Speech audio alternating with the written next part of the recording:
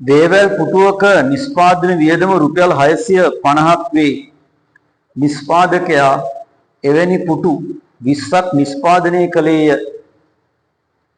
එම පුටු සියල්ල විකිණීමෙන් රුපියල් 7000ක ලාභයක් ලැබීමට ඔහු අපේක්ෂා කරයි. ඒ සඳහා ඔහු පුටුවක් විකිණිය යුතු මුදල සොයයි. එතකොට එහෙනම් අපි ලියන්න ඕනේ මුලින්ම නිෂ්පාදන මිල.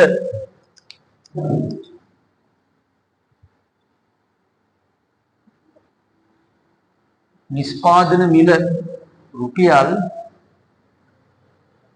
650 ගුණ කරන්න 20.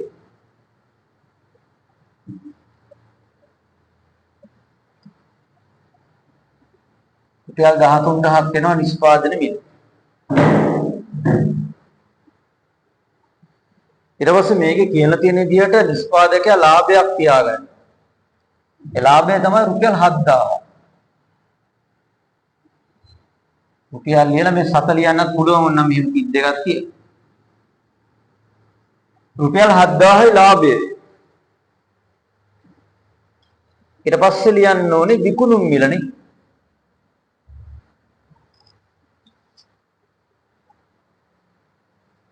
දැන් නිෂ්පාදන මිල 13000යි එයාගේ ලාභය 7000යි. ඒ දෙක එකතු කරන්න. රුපියල් 20000යි විකුණුම් මිල.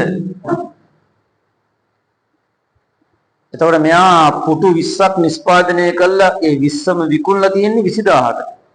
එහෙනම් පුටුවක විකුණුම් මිල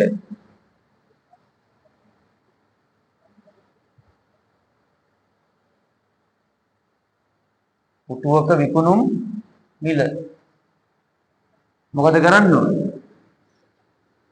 රුපියල් 20000 බෙදනවා පුටු 20ෙන්. ඒක පුටුවක් විකුණලා තියෙන රුපියල් 1000ට.